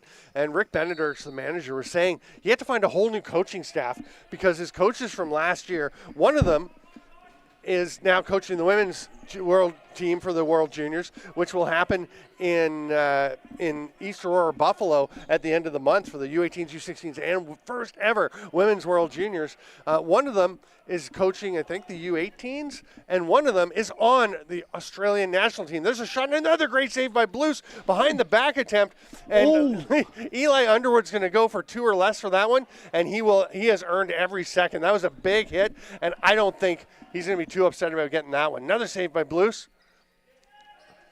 The Thistles still have it. A shot, and almost a casual little underhand release from Bartos. Finds the back of the net. This is what I'm talking about with war of attrition, right? Like starting off the second half, obviously we can see, even if as we look to the Australian bench right now, some guys are healed over. Not the greatest amount of numbers on the bench, right? Just in terms of having manpower. So as you get deeper and deeper into the games and deeper in the tournament, the more tired you get, right? So yeah, you're playing four really games tough. in 5 days. Yeah, with a short bench to begin with, like it's tough. So kudos to the Australians for still playing hard. And they have just flown about 28 hours. Yeah, I'd say that around the also world. probably That's a plays factor. a Now, part, right? yeah, they did come in a little ahead of time to get themselves settled in, but it takes a bit to make that adjustment. I mean, they say with the time change, that the travel, that it's 1 day per hour of time change, which means they'd have to be here for a month. So you're not going to get that. No. I remember being at the international coaching school when I was doing rowing coaching training, and they were talking. One of the instructors talking about how they figured a thing kind of by accident, just a blast when you arrive, just do a really killer workout, and it seemed to make that adjustment a little more quick for the body. Here's Kernigan thinking about the dunk. He's going to do it. Oh, nice stop. As you could see, Jawar knew exactly what was coming. And look at the goaltender standing tall over top of him. He's a big Let man. him know. Big lad. I mean, this is a 20 and under tournament, so still kind of a kid, but a big guy. And he stood up. We saw him throwing the pick earlier, and he likes to get involved. Kernigan was not backing down. Oh, yeah, they both gave each other a quick exchange of the crease there. I wonder what was said. Stay out of my crease, more than likely. Most likely. Kernigan from the Sturt Lacrosse Club. Wow. Blasts one from the outside, high to low, and he's wondering what the goalie is saying now. Yeah, we've seen him try to take that shot a couple times, and I've taken note. He likes to shoot from that spot, and once again, shooting around a defender makes it very difficult for the goaltender to even see where the ball was being released from, right? So, and also less time to react to it, so great shot. Right inside that far bottom post. Oh, beautiful placement. And we saw signs of that with Kernigan last year. And I went down and talked to him today, and you can just sense the growth as you get more international experience. He's just feeling so confident and comfortable. And that's a shooter shot. Yeah, Rosario driving to the net, another save by Blues. And I was saying that the third coach from last year for the Aussies on the national team for the World Lacrosse Box Championship this fall in Utica, that's Jack Stokes. He is one of 5 players who have come through this tournament who are on that Australian team for the World Lacrosse Championship this fall. So great. I know that Rick Benedicts has said he loves what this tournament is providing for his players in terms of development and growth and opportunities. That's what it comes down to, right? You want to see guys get better, and when you see it happen year over year, it really is magic to see. See Jackson Close wearing the 21, sported by Mitch Ogilvie, who was a legacy player for this Australian club back in 18 or 19 when we were in Mississauga. And what a role he played. He, of course, is a solid contributor with the Rochester Nighthawks now in the National Lacrosse League. And his uncle, Andy Ogilvie, coached this club at One World Juniors. And then Wade Hammond coached last year. He is a veteran of the Australian national team who moved into the coaching side. And this year you've got Dano Underwood and, as we said, Dave McCall. And, Rick Benedicts was saying all these kids are getting such different perspectives from all these coaches. And they're seeing, Andy Ogilvie, one of the toughest players in lacrosse history, old school, great mind for the game. And I know they took a lot from him. And then Wade Hammond, again, just, a veteran of that Australian approach, and he has really seen a lot of work. There's a great quick stick from Harless. Lovely little touch pass, and he just bangs that one home. Yeah, once again, bouncing the quick stick, and obviously a goaltender's moving his feet right from looking behind the cage, then trying to square up in the middle, and it's just opening up that 5-hole opportunity. It's a great shot, as we saw there from the Thistles. Nice finish. Remember, at 8 o'clock this evening, we will have Game 2 of Day 1 of the World Juniors. It will be Poland and USA. Canada has the day off. They had 2 practices today, 2 shoot-arounds to get ready. Each team has 1 day off. They get the double practice that day to tune things in. I don't know. I feel like on the one hand, you want to get going, you want to get playing. Maybe it's good to have the 2 practices the first day of the day off, but nice pickoff there by Schultz. He's going to take off. He's on the run. He's got Smith with him. Great hustle back by Jackson Close, leading by example with the gritty work. And Schultz will just hand it off. Benoit will take his time. But I don't know. There's different ways it could work. Having the day off in the middle after you've played a couple games is nice to get some recovery. Yeah, I think the only benefit there is really just, having the double practice is you get to see the competition play first. So you kind of get a nice little scout opportunity for the coaches. And maybe it also kind of incentivizes the other teams to maybe not show everything those first games, right? Yeah. So. The 30 runs out on the Thistles, and the crowd for the next game is starting to roll in. We see a couple of Polska jerseys in the stands as the fans for our next game are coming in and coming right down low. Interesting. She's still heading down. She's going to front row. She's going to be right up at the glass.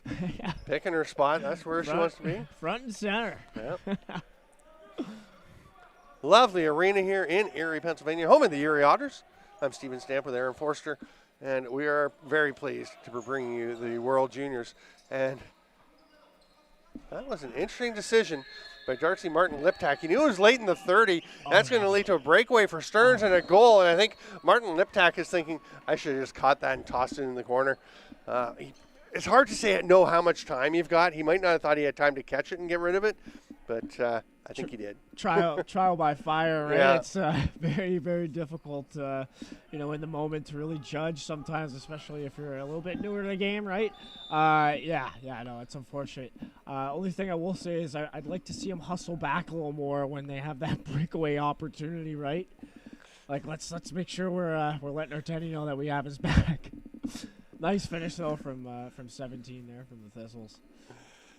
Yeah, Stearns the blast, and we have goaltenders water break and goalies. I honestly admire goaltenders. I don't know how you do it especially when it's warm. You're wearing all that gear. I did it once in my old guys league. And I filled in because somebody was going away. He loaned me his gear, and I went in. I was supposed to play 2 games. I did 1, and I'm like, I cannot. Can you keep going? I literally just had a devastating loss. Oh my for, goodness! A camp that I was running with the Newmarket Redbirds, and it was just their U9s and their U12s or U11s, excuse me, and yeah, they threw me in between the pipes, and these kids were just absolutely lighting me up. We weren't even playing on the big cages. Oh, it's a really tough position, so I've got mad respect for anybody who steps in between the pipes because it's not as easy as it looks. One of my favorite impromptu goalie stories is several years ago, before the World U19 Women's Championship was going to be, I can't remember, it wasn't even the one in Peterborough. I think it was the one before that. There's a game, Brooklyn and Peterborough, at Major Series Lacrosse in Brooklyn, and the Women's U19 team was there. And with Scott Teeter was coaching them, right? So Teeter has his team there, and they played a little exhibition game on the concrete at Iroquois Park between periods. And Erica Evans was on the team at that point, and the Lakers were playing. Her cousins, Scott and Sean, were on that team. What a great job by Higgins. He almost caught that pass. But so they're playing, but the rosters are limited for those events. They only had one goalie. So their goalie is out at the other end. They're just shooting pipes, and Scott Evans is coming out to watch his cousin play. He's like, I'll go in. He's just wearing his runner's gear for the Lakers. He goes out and plays net. And every time he caught the ball, he would just throw a bomb down the floor to Erica. Yeah. It was just sheer brilliance. Yeah. Scotty Evans is an absolute beauty. Love to see that Evans connections, eh? Yeah. That's great. Eric Evans, of course, is on the Canadian team, the women's box team, for the world's first ever women's box worlds this year in Utica for the World Lacrosse Tournament. That is exciting to see. And, of course, before that, we will have the first World Juniors Women's sanctioned by the IIJL, which will be here, which will be in East Aurora. We were checking that rink out yesterday. Looking forward to that. Thistles come back onto the offense. We've got a minute and a half to go here in the third quarter, and they're going to slow things down a little bit while they get their change. They're still getting the change finished. And Ruskowski takes a peek. Yeah, I think if I'm the Thistles, I'm probably going to say, let's slow the ball down. Yard sale check. As we're trying to transition the ball up the floor. Oh, sidearm shot by Bartos. That is a beauty. We have seen a variety of shots from Bartos, and that one's just lovely. Yeah, beauty catch, beauty release, but check out the back check there by the Thistles. I'm not sure who got that yard sale check, but that sent the stick flying, picked up the garbage, and then threw it to the middle of the cutter. Made no mistake. And we may or may not have had a confirmation that Canada is scouting this. Canada with the night off is scouting these teams tonight. That's exactly. I can neither confirm nor deny that they are watching the stream to check out what's going on. Of course, they had their second practice of the day at 3 o'clock, and then Then the warm-ups for this get underway at 4, so they were all heading back to the hotel to get some rest, get some food, take care of their bodies, and get ready for tomorrow. Yeah. So I think they're planning to come for the second game tonight, see the Poland-U.S. and scout that one in person. Penalty coming. I didn't see it, but Looked like it might have just been a late slash. We'll see the call here in a second. Nice effort by Hayes. To act innocent and start to head over to the bench. And his coach is saying, giving him some pointers. I think don't slash guys like that. Yeah, it's got to be controlled, right? Got to be controlled. Whatever a ref sees a slash that might be from over the head or just a little aggressive looking, they're going to call it, right? So with 23 seconds left in the quarter and Australia going to the power play, they're not going to pull the goaltender. No need for Blues to go to the bench. Yeah, not much advantage going 6-on-4, right? No. They're actually communicating with him. I was wondering if they were saying come over, and they were saying, hey, stay there. He's like, I wasn't going anywhere. I knew. I was here. Down into the corner. Come back out. Shooting lane's not there. Nice movement by the Thistles. That's a hard rip from Kernigan. And heads up play by George. He just freeze in position. He did not want that ball popping loose. He knew it was somewhere in his gear, and he's just going to hold on to it. And the third quarter will come to a close. It's 18-4 for the Thistles over Australia in Game 1 of the 2024 World Juniors from Erie, Pennsylvania. I'm Stephen Stamp with Aaron Forster. We'll be back in 2 minutes.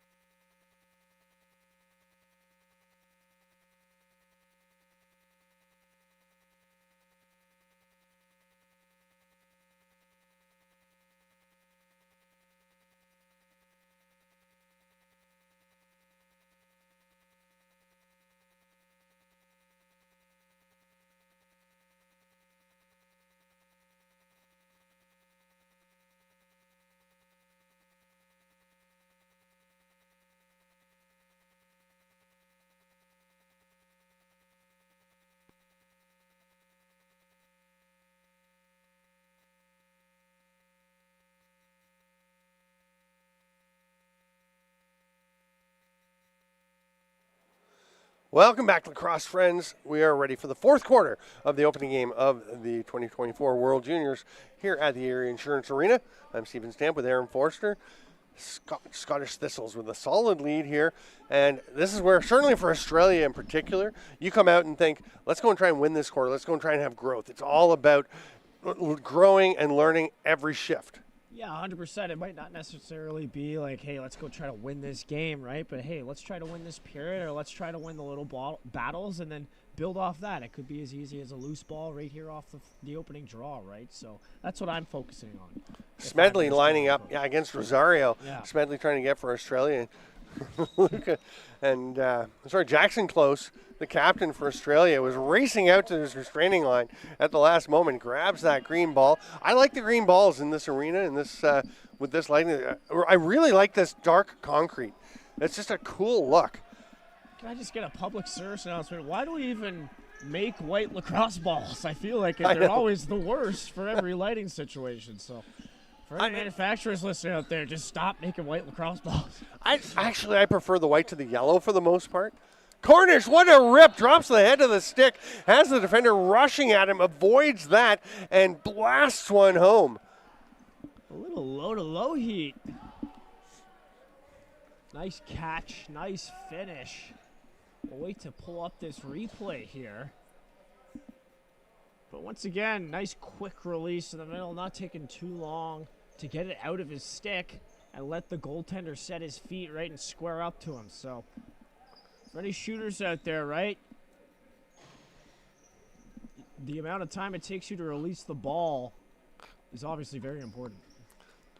Generally more important, or at least as important, as the power that you get on it. Although there was a ton behind that shot from Cornish. I mean, 100%, yeah. And that's the thing. A lot of people forget. Like, you don't have to shoot 100 miles per hour to score a Boxscore. Like, you can take about 30% off that shot, right? Shoot 70 miles per hour and just put it where you want and be able to score it. It's about precision. Yes. If you can be as precise as the math Coach Ronnie just showed there. Yeah. That was pretty sharp. You figured out 30% of 100. Just like that. That was about the extent of my mental math capabilities, folks. Oh, almost a breakaway chance for Stearns as he knocked down that pass from Smedley, but his stick came out of his hand in the process. He was bemoaning that, and here's a chance in front. That one's turned aside as Dane Golden thought he saw his first World Juniors goal coming, and fighting off the check, driving to the net is Townsend. He spins. Oh, young man, you had a beautiful scoring chance there.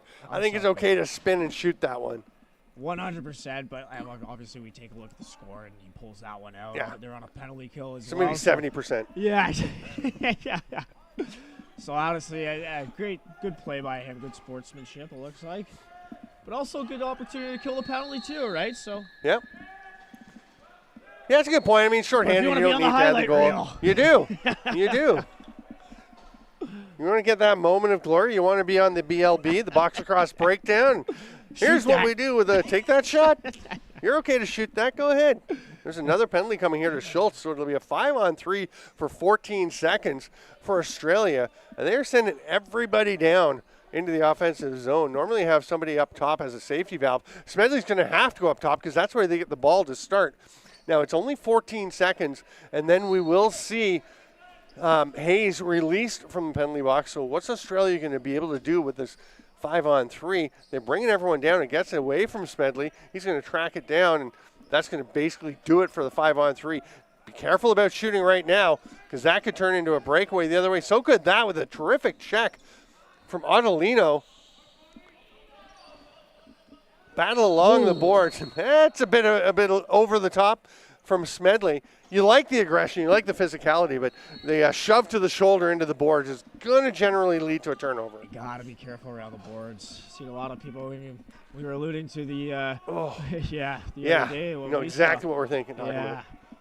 Jameson Bucktooth last night, who took a check from behind into the boards, and I mean he is an absolute star in the making, and you hate to see that.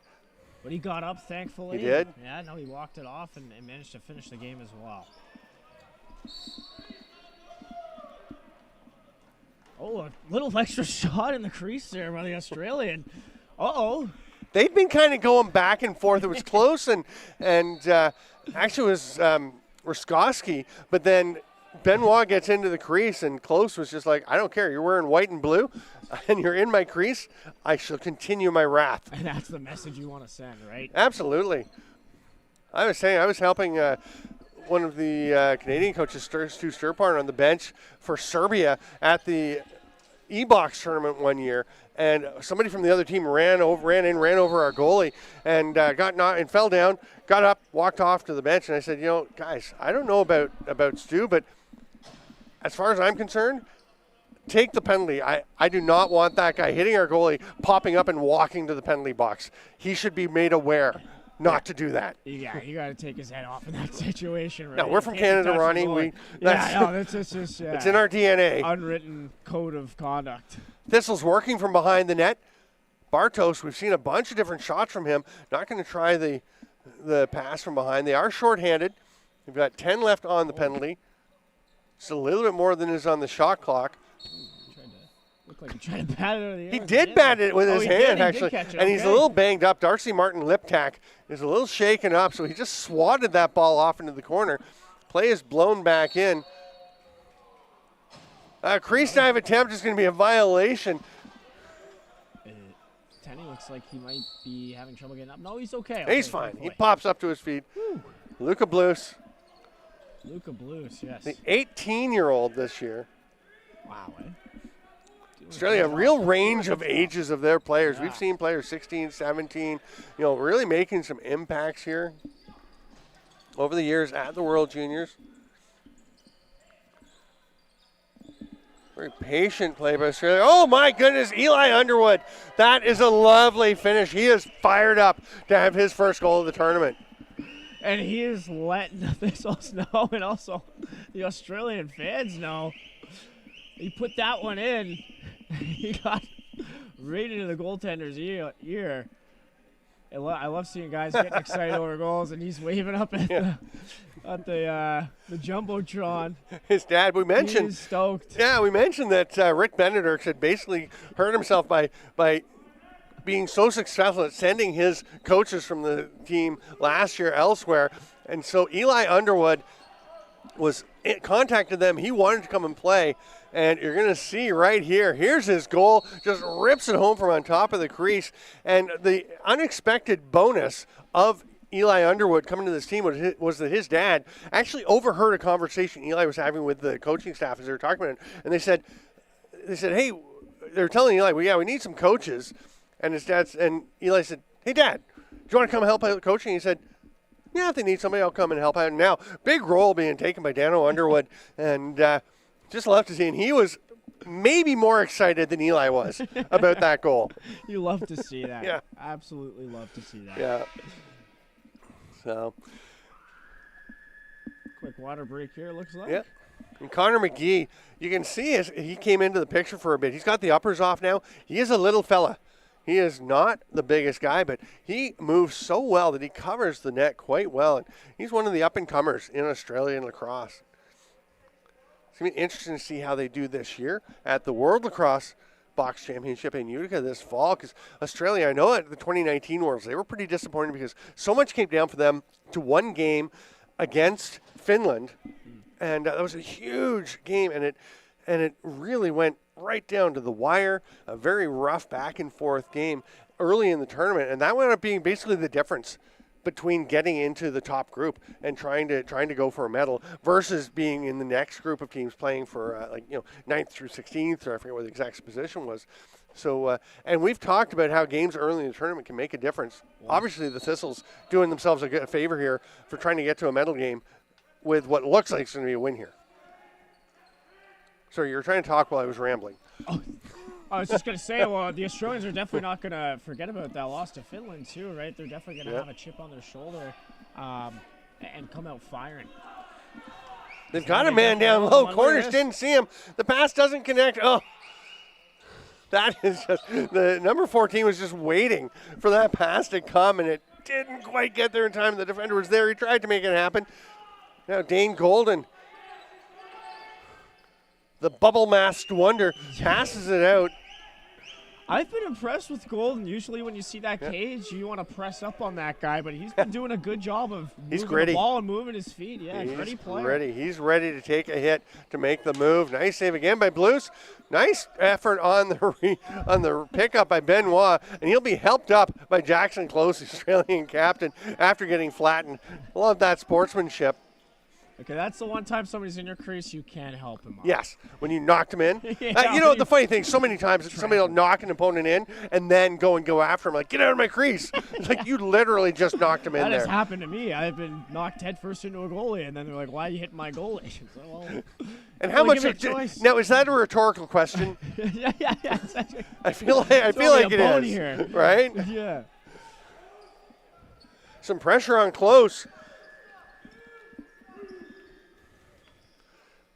One of the shot clocks didn't reset there. That'll happen once in a while. They don't sync, and you can see that he had plenty of time to get up over center, but the other shot clock was buzzing. Close, got it up over center. He's a little frustrated, bangs his stick on the floor as he goes for the slow change, and they're going to send a defender out to take his place. Oh, but there's a breakaway. It's not in time. Harless coming in hard. Nice save again by Blues. Tape-to-tape passer on the breakout, too. Beautiful. Isn't it funny how terms will bleed from one sport into the other? Because that's such a hockey thing, the tape-to-tape, yeah. the Swedish bullet, whatever, you know. And because obviously you don't have tape in the mesh of your stick, yeah. right? Tape-to-tape would be on the butt end, right? Yeah, Unless but I you're, knew exactly what you meant. Ball in, yeah. Obviously. yeah. I'm Steven Stamp. He is Aaron Forster. Coach Ronnie, our first chance to call a game together. It is a lot of fun. We knew it was going to work, and we were enjoying this. Hope you're having a good time watching this game.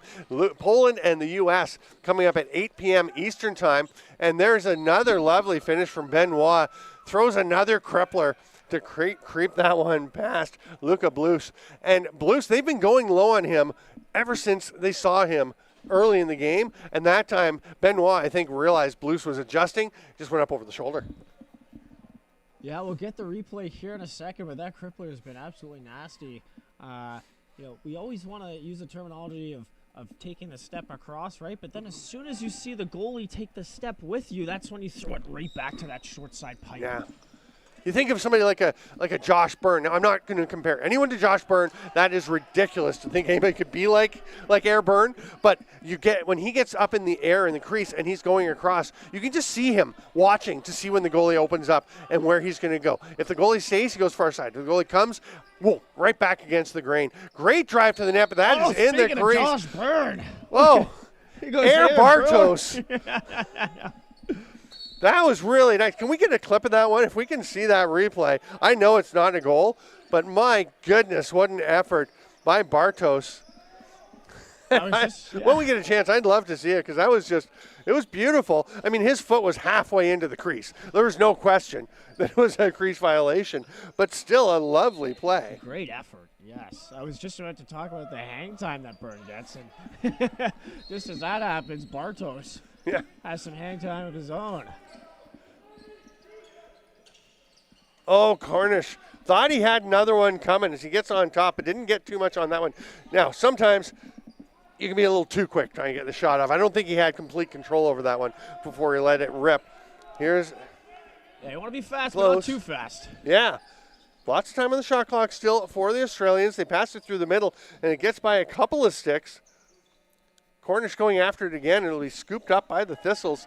Here comes Stearns on the run. He's had a solid game for the Thistles. And remember, he left earlier after taking a big whack, was grabbing his forearm, and he has returned and has played quite well since he's come back into the game. Always love to see players step back on the floor after something scary like that happens, right? You never know how serious it is, so once they're back on the floor, it's good to see. Yeah.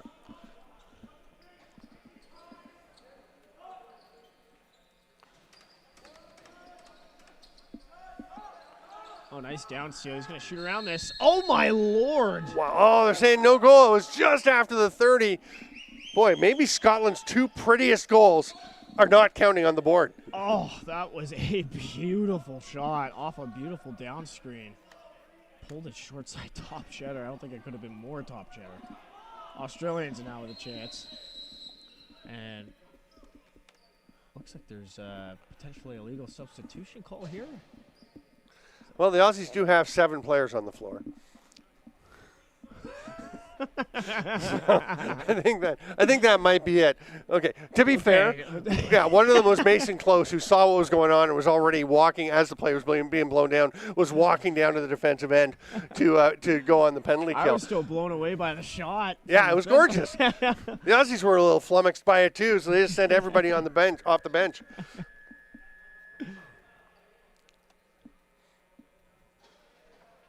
Nonetheless, good call by the referees. Yeah, they figured it out.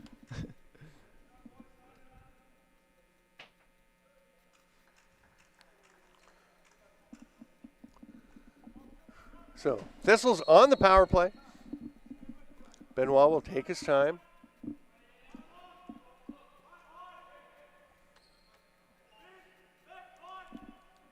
Shot clock obviously not functioning right now, so you can see the refs counting down the shot clock. Sometimes it happens.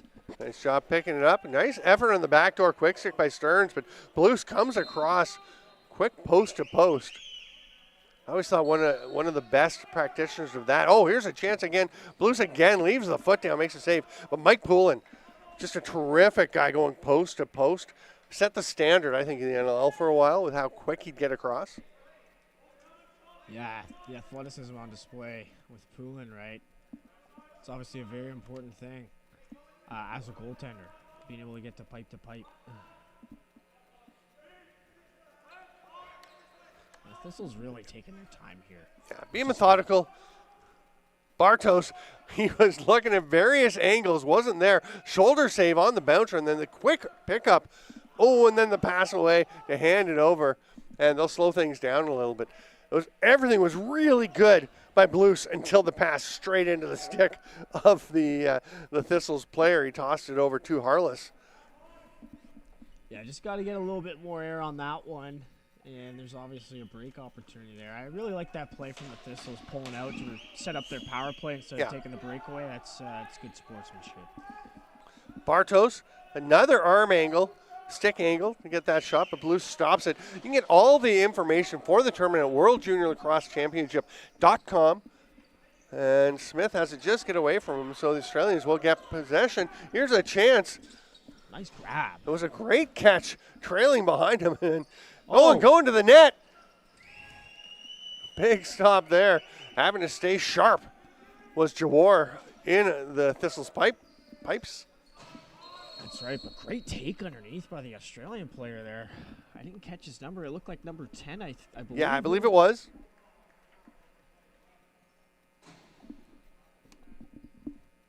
Adam King with that great catch. Yeah, no, great take. I just like the body language, right? It looks like he relaxed for half a second and then he just exploded underneath. Good stuff. Yeah, the little pause, like you're just, I know there's nowhere to go, and then you're off. Plays such a big role, especially on offense, right? Just being able to kind of play tricks on your defenders' minds, right? Some Jedi mind tricks, if you will. Yeah, for sure.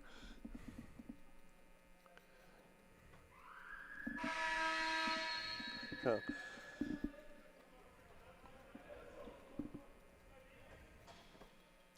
We were referring to the other situation last night that we saw with the goaltender, and that was, that was a tough one. As we saw, goaltender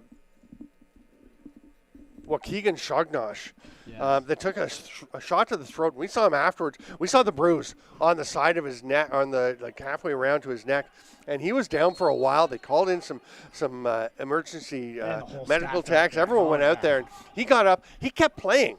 Yeah, after being down for probably about 5 to 10 minutes, and then gets back up and continues to play. We were actually discussing whether you can actually even do that. Should he not have had to come out?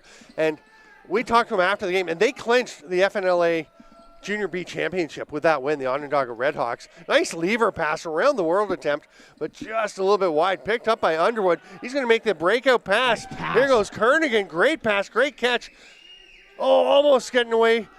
Kernigan's thinking shot. Takes a pretty big chop from Schultz. Still hanging on to it with 3 Thistles on him. Wow. What a play! Ollie Kernahan with the glorious goal. You cannot stop Orlando. Talk about juice plays, right? Scoreboard doesn't matter. That was electric no matter what the score is. Takes multiple checks, gets knocked to the ground, gets back up, goes directly to the cage, runs through 3 guys to make that play. What a goal. And we were talking about Waukegan Shognosh, who last night we talked to him after the game. They'd won the championship, and we said we were surprised you were able to stay in. A little shaky after he gave up a few goals, and he said, "I was not coming out. I'm there for my team. I will do whatever it takes." And he said, "I know I was a little shaky, gave up a few, but then I just had to stop him." And it's that kind of intensity you see. The same kind of intensity from Orlando Kernigan with that goal. Like, he was not going to be stopped. And that's the thing we've talked about. It was 19-6. That's the 7th goal. They're not coming back to win this game, let's be frank, with 2.5 minutes to go. But there was no lack of effort, no lack of drive. And there's Close just taking an absolute blast from the outside to try and get one more back for them. Yeah, that performance by that goaltender yesterday still continued to finish that game. I was blown away. Unbelievable. You love to see that, right? Obviously, I wanted to make sure he was safe, right? But no, he settled in and he balled out for the rest of the game. So yeah, it's those hustle plays, right? Those gritty plays where you go the extra mile. Makes all the difference. I was just noting Bartos, number 18 for the Scottish Thistles, has 6 goals and a pair of assists. Here's a great hustle play. Look at the speed being shown there. Good job by the Thistles to back check there, too. Yeah. Yeah, it's always, you forget about the effort that goes into officiating this game, right? Oh, my goodness. Yeah, by the officials. They've got to keep track. Yeah. Yeah, they've been doing a good job out there. Oh, another nice move by Ruskowski. He's got a couple goals and 5 assists. Looking for the hat trick. Can't quite get it there. Blues, he's looking up at the floor. He wants to throw an outlet pass. It gets away, though. Oh. Turn back to look at him after you sidestepped him there. And you Orlando. These things as a Yeah, you do. Yeah. You do. I've been that guy. Yeah, right? Like, whoa, that was a close call.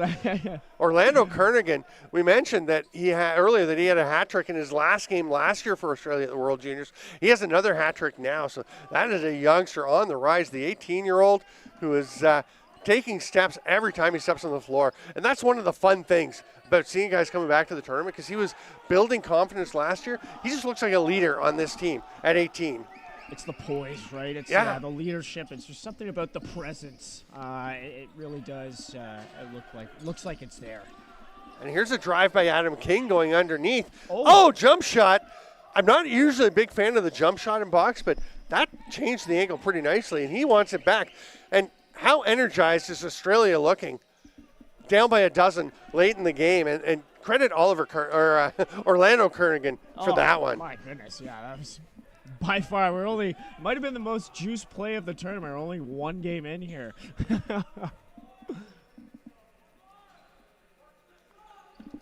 Time's just going to wind down here. 5 seconds to go. They're going to run the clock out.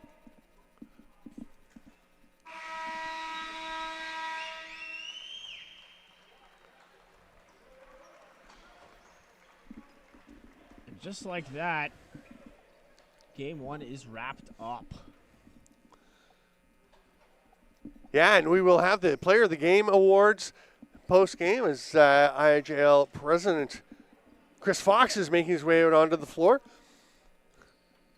And you just love to say, I mean, again, not a close game towards the end, but no lack of effort from the Australians.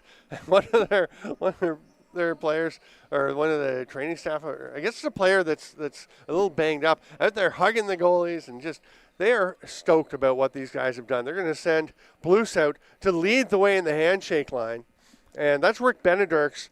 The manager is the man with the beard there, who's handing out pins, Australian lacrosse pins, that they will be giving to Scotland. You can see. And it's slowing the handshake down line just a touch, but it's worth it. I got one of those earlier today. It's lovely. I'll make sure you get hooked up there, Ronnie. I know you were looking at me like, why do I not have an Australian lacrosse pin? You will get one. I love Don't worry. Australians. Yeah. Yeah, you're a big fan. You're talking about Huge fan of the Australians. But, yeah. So, what a game for these Thistles and for the Australians to not quit at all. Yeah, good talent on display from both teams. Definitely a great first game to kick things off here. And yeah, like I was saying, the Australians don't quit there, finishing that third or fourth quarter rather, excuse me, and finishing strong. Same for the Thistles. We'll have the lovely Player of the Game awards made. And I'll tell you, lots of opportunities, obviously, for players from Scotland to be considered. Yeah, I wonder who they are going to pick. Yeah, for Australia, Orlando Kernigan, no big surprise. Number 22 for the Australians. He will take the Player of the Game there, and he was sensational. And honestly, he could have got it just for the last goal. Oh my goodness, yes, yeah. Really Take away something. the other 2 goals that he had, right? Right? Yeah. Remember the one from the outside that he picked the far bottom corner? Beautiful. Like, just terrific stuff. And Bartos from Scotland with 6 goals, a pair of assists.